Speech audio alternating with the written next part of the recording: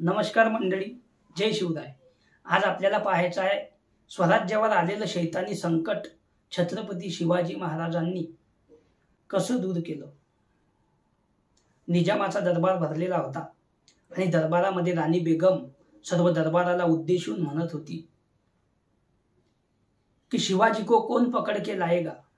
एकही सरदार दरबारात बोलत नव्हता, एकापेक्षा एक सरदार होते, दाढीवाले, पगडीवाले, शैतान निवृत्तीचे मोठमोठाले मातब्बर सरदार बसलेले आहे, पण कोणीच बोलत नाही। शेवटी या राणी बेगमनं काय केलं, सोळी लुगडी दाखवली या सरदारांना, बांगड्या फेकून मारल्या आणि काय म्हणते, क्या इस दरबार में कोई मर्द बचा नहीं है।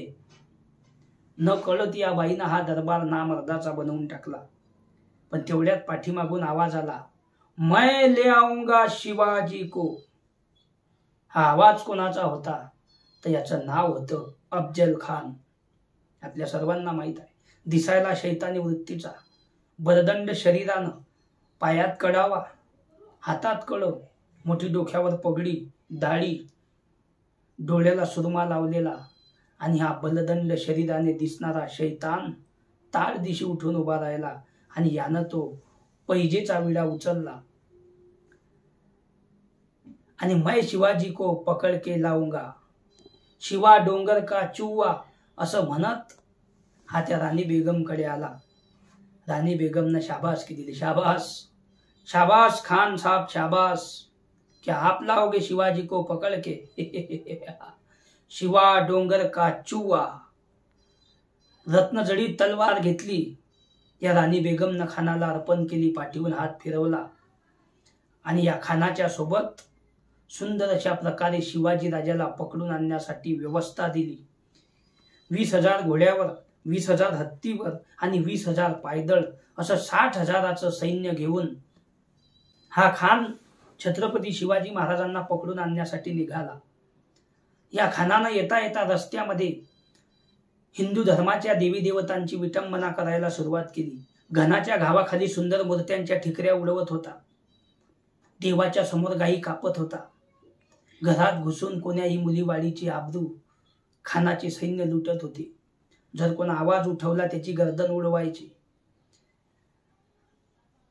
मंदिरामध्ये नेऊन गायीला कापायचं, रक्ताचे लोट वाहायचे। जिकडे तिकडे काळुंक्याची रात्र पसरली होती, महाराष्ट्राला कोणी वाली उरला नाही। कोण येईल, कोण या भयंकर अपघातातून आम्हाला वाचवेल म्हणून सर्व महाराष्ट्र घाबरला होता। नवे नवे तर तुळजापूरला जाऊन आई भवानीच्या मूर्तीकडे या खानानं बघितलं आणि त्या भवानी मातेला म्हणत होता, मराठों की कुलस्वामिनी अब दिखा तेरी मर्दानगी। मैंने सुना है तूने ही शिवाजी को तलवार दी है, अब दिखा तेरी मर्दानगी। घनाचे तुळजा भवानीवर घनाचे घाव केले, घनाचे घाव भवानीच्या मूर्तीवर मारले, सुंदर मूर्तीच्या ठिकऱ्या उडवल्या, नवे नवे तर ती मूर्ती जात्यात टाकून भरडून काढली, त्या मूर्तीचं पीठ केलं। खानानं असं का केलं तर छत्रपती शिवाजी महाराजांची कुलस्वामिनी तुळजा भवानी आहे आणि तुळजा भवानीची जर विटंबना केली तर शिवाजी आपल्याकडे येईल आणि मी शिवाजीला पकडून मारून टाकेल, म्हणून खानानं हे असं षडयंत्र केलं होतं। पण छत्रपती शिवाजी महाराज हे बी सामान्य व्यक्ती नव्हते, साक्षात महादेवाचा अवतार होता। छत्रपती शिवाजी महाराज विचार करत होते खानाला मारायचं कसं। इकडे छत्रपती शिवाजी महाराजांच्या पत्नी सईबाई आजारी होत्या। तेवढ्यात 2-4 दिवस उलटले, खान पंढरपूरमध्ये आला तर पंढरपूरला पांडुरंगाची मूर्तीची विटंबना करणार, तेवढ्यामध्ये काही मंडळींनी म्हणजेच की बळव्यांनी पांडुरंगाची मूर्ती घेऊन एका विशिष्ट ठिकाणी नेऊन लपून ठेवली विहिरीमध्ये आणि या खानानं पंढरपूरमध्ये नंगा नाच केला, जनानखाने उघडले, हिंदू धर्माच्या स्त्रियांचे निर्वस्त्र करून दिंड काढली। है क्या कोई हिंदू, किसी की मजाल है हमारे सामने असं म्हणून लखलखणाऱ्या तलवारा हातात सर्वांच्या दिसत होत्या। ज्यांना आवाज उठवला त्याची गर्दन उडवत होते। असं करता करता छत्रपती शिवाजी महाराजांनी खानाला पत्र पाठवलं, खान साहब हम आपसे मिलना चाहते हैं। आणि खानाला खूप आनंद वाटला, त्याला समाधान वाटलं की शिवाजीचं पत्र आपल्याला आलं आणि म्हणून खानानं सुद्धा ऐकून छत्रपती शिवाजी महाराजांना पत्र पाठवता करता खानाची आणि छत्रपती शिवाजी महाराजांची प्रतापगडाच्या पायथ्याशी भेट ठरली। तेवढ्यात छत्रपती शिवाजी महाराजांच्या पत्नी आई सईबाई ह्या स्वर्गवासी झाल्या। छोटासा शंभू आहे। राजांचे डोळे पाण्यानं डबडबली, कंठ दाटून आला। इकडे पत्नी मरण पावली, छोटासा शंभू आहे, आणि तिकडे खान जवळच येऊन पोहोचला। जर माझं बरं वाईट झालं तर या छोट्याशा बाळाचं कसं होईल, माझ्या आईचं कसं होईल, या प्रजेचं कसं होईल, म्हणून राजाचे डोळे पाण्यानं डबडबले। आणि जिजाबाईनं सांगितलं, राजे का तुमच्या डोळ्यात असू? राजाने सांगितलं, आई तिकडे खान जवळच येऊन पोहोचला। जर माझं काही बरं वाईट झालं तर या शंभूला कोण पाहिल, स्वराज्याची रक्षा कोण करील? जिजाबाईनं सांगितलं, राजे चिंता करू नका, जर तुमचं बरं वाईट झालं तर मी शंभूला शिकवील, लहानाचा मोठा करील आणि दुसरा छत्रपती या स्वराज्यासाठी निर्माण करेल, पण तुम्हाला या रयतेसाठी खानाच्या सोबत लढण्यासाठी जावंच लागेल। राजे म्हणता, आऊसाहेब आम्ही तर जाण्याकरता तयार आहे, यामध्ये कुठल्याही प्रकारचा संशय नाही, आणि अगोदरही आम्ही जायला तयार होतो, पण महाराज एकच छत्रपती शिवाजी राजा असा झाला की स्वतःची पत्नी मरण पावली, 13वं सुद्धा व्हायचं राहिलं, 3रा-4था दिवस, आणि राजांनी आपल्या संसाराची चिंता न करता, आपल्या शंभूची चिंता न करता, आपल्या संसारावर तुळशीपत्र ठेवून स्वराज्यासाठी हा वाघ निघाला, फक्त स्वराज्यासाठी। आणि खानाच्या जवळ राजे येण्याच्या अगोदर अंगात चिलखत घातलं, सोबत वाघनखे घेतली, कमरेच्या जवळ पिसवा लपवला। पिसवा म्हणजे कोल्हापुरी चाकूसारखा छोटासा पिसवा असतो, पिसवा सोबत घेतला आणि खानाला भेटण्यासाठी राजे निघाले। प्रतापगडाच्या पायथ्याशी खानाची राजाची भेट ठरली। सुंदर असा शामियाना उभारला। शामियान्यात 4च लोकांना प्रवेश होता। एक छत्रपती शिवाजी महाराजांच्या सोबत जीवा महाला होते, आणि अफजल खानाच्या सोबत सय्यद बंडा नावाचा एक अफजल खानाचा सरदार होता। आणि हा अफजल खान छत्रपती शिवाजी महाराजांकडे पाहून काय म्हणत आहे, आओ शिवाजी, हमारे गले को लग जाओ शिवा।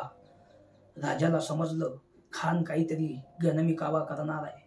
राजाने जीवाकडे बघितलं, जीवा महालाने सुद्धा ओळखलं राजाचा इशारा काय आहे ते, आणि खानाने राजाकडे बघितलं, राजाने खानाकडे बघितलं, दोघांची नजर एक झाली।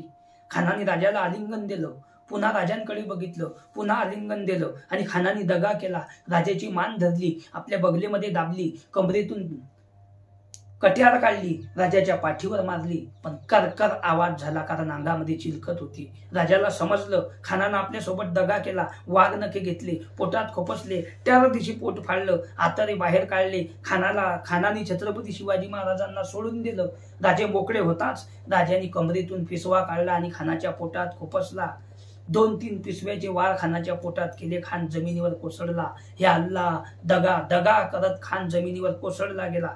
तेवढ्यात सय्यद बंडाला समजलं छत्रपतींनी खानाला मारलं, म्हणून तो सय्यद बंडा राजाला मारण्यासाठी धावत आला। तेवढ्यात जीवा महाला धावत जाऊन वरच्या वर सय्यद बंडाचा हात उडवला आणि दुसरा पट्टा मारून सय्यद बंडाला सुद्धा मृत्यूच्या थारोळ्यात पाडला। खान जमिनीवर कोसळला, खान मरण पावला। बाजूनं सय्यद बंडा सुद्धा मेलेला आहे, आणि एक जर जीवा महाला नसते तर सय्यद बंडाचा वार छत्रपती शिवाजी महाराजांना असा लागला असता की राजे सुद्धा जिवंत त्या दिवशी राहिले नसते, पण होता जीवा म्हणून वाचला शिवा। हे सर्वांना आपल्या सर्वांना ही गोष्ट माहिती आहे, होता जीवा म्हणून वाचला शिवा। छत्रपती शिवाजी महाराज पुन्हा बाहेर आले, घनघोर संग्राम सुरू होता, मावळे लढत होते। छत्रपती शिवाजी महाराजांनी व मावळ्यांनी खानाला मारून स्वराज्याचा विजय झाला। त्या दिवसाचं नाव होतं 10 नोव्हेंबर 1659 रोजी खान छत्रपती शिवाजी महाराजांनी मारून टाकला। तर मित्रांनो मंडळी, मला एकच सांगायचं आहे की आपल्या स्वतःची पत्नी मरण पावल्यावर, छोटस बाळ असल्यावर मृत्यूच्या मुखामध्ये जाणारा पहिला महाराष्ट्राचा राजा छत्रपती शिवाजी महाराज आहे, की आपल्या संसाराची काळजी नाही केली। जर माझं बरं वाईट झालं तर माझ्या लेकराचं काय होईल, त्याला आई तर नाहीच, पण माझं जर बरं वाईट झालं तर याला बापही राहणार नाही, माझी आई घरामध्ये आहे, आईला मुलगा राहणार नाही, याचा विचार जर छत्रपती शिवाजी महाराजांनी केला असता तर आज तुमच्या आमच्या समोर स्वराज्य उभं राहिलं नसतं। म्हणून छत्रपती शिवाजी महाराजांच्या जयंत्या बऱ्याच गावाला काढल्या जातात, तिथे डीजे आणले जातात. तर माझं सर्व तरुण मित्रांना एक सांगणं आहे, डीजे आणल्यापेक्षा छत्रपती शिवाजी महाराजांचा फोटो डोक्यावर घेऊन नाचल्यापेक्षा छत्रपती शिवाजी महाराजांचे जे विचार होते, राजांचे स्वराज्यासाठी जे विचार होते, राजाचे स्वराज्यासाठी जी भूमिका होती, ते विचार जर आम्ही आमच्या डोक्यात घेतले तर नक्कीच आजही स्वराज्य आल्याशिवाय राहणार नाही.